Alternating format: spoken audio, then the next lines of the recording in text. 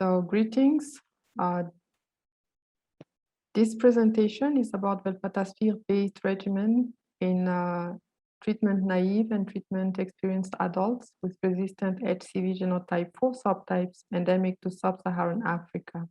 The findings presented are from the SHARE3 study in Rwanda.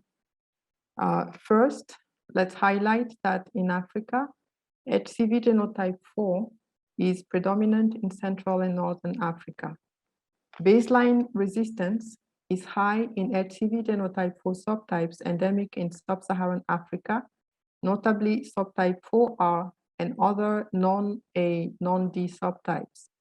Patients found with these subtypes have higher treatment failure rates to DAA regimens containing NS5A inhibitors, ledipasvir and daclatasvir, which are commonly used in our programs.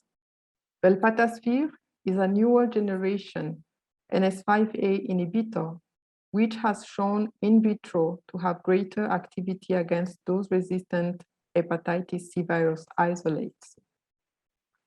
No assessment were done in clinical trials to assess the efficacy of velpatasvir-based regimens in both DAA-naive and DAA-experienced patients with the mentioned virus subtypes.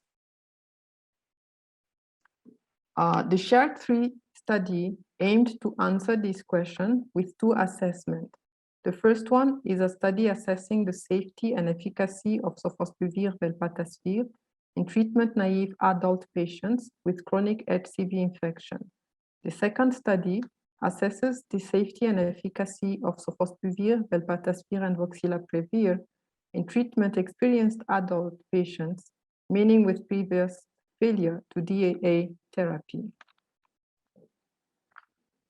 The methodology for both assessments was similar, with the administration of 12 weeks treatment regimen of sofosbuvir, velpatasvir in the first study, and of sofosbuvir, velpatasvir, and voxilaprevir in the second one. The primary outcome of the study was the cure rate of or the SVR12 and viral sequencing to determine the genotype subtype and existing resistance associated. So let's look at the results of the first study, which consisted in the treatment with sofosbuvir and velpatasvir in naive patients. We enrolled 61 participants. They were put on treatment for 12 weeks, as said. All completed the treatment. All had HCV genotype 4, but with diverse subtypes, as illustrated in the figure at the right on the slide. All participants had a minimum of 2 mutations associated with resistance at baseline. Regarding the results, the cure rate, or SVR12, was 97%, and it was above 90% irrespective of the subtypes of the number or the number of baseline mutations associated with resistance. 2 patients had treatment failure without having any baseline mutation associated with resistance. On the right of this slide, the graphs show the cure rate of sofosbuvir, velpatasvir with the blue bars, and of sofosbuvir, ledipasvir with the white bars. The cure rates are shown for different genotype 4 subtypes, and genotype 4R showed to achieve lower cure rates with sofosbuvir, ledipasvir treatment compared to sofosbuvir, velpatasvir treatment. Similarly, treatment with sofosbuvir, ledipasvir achieved lower cure rates than with sofosbuvir, velpatasvir for patients presenting a higher number of mutations associated with resistance. For the second study, which used sofosbuvir, velpatasvir, and voxilaprevir for treatment-experienced patients, we enrolled 40 patients. They had previous failures to ledipasvir or daclatasvir containing DAA regimens. Half of these patients had genotype 4R subtype, and 63% of them had 3 or more resistance-associated substitutions. 39 out of 40 reached the study primary endpoint. All patients who reached the study endpoint achieved SVR12, which was 97.5%.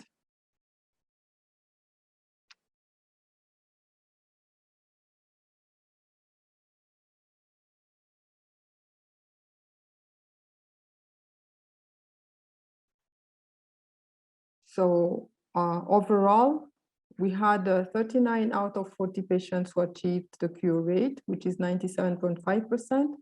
No serious adverse event related to the study drug was observed. We had 1 treatment failure with baseline mutations and additional mutations at the end of treatment. The patient did not suppress the viral load at the end of treatment. And unfortunately, he died 4 weeks after completing treatment. So the conclusions of our study for the first assessment, sofosbuvir velpatasvir is highly effective in diverse genotype 4 subtypes, which are non-A, non-D, endemic in Rwanda with high baseline mutations with resistance. And sofosbuvir velpatasvir is more efficient than sofosbuvir ledipasvir, which was used in a previous study. For the second assessment, using sofosbuvir velpatasvir and voxilaprevir for treatment-experienced patients, we had a high effectiveness showed despite baseline resistance-associated substitutions. And our recommendations is that velpatasvir-based regimens should be the preferred treatment options in regions with high prevalence of these subtypes compared to ledipasvir or daclatasvir-based regimens. And of course, effort should be focused to accessibility and lowered cost of velpatasvir-based regimens. Thank you.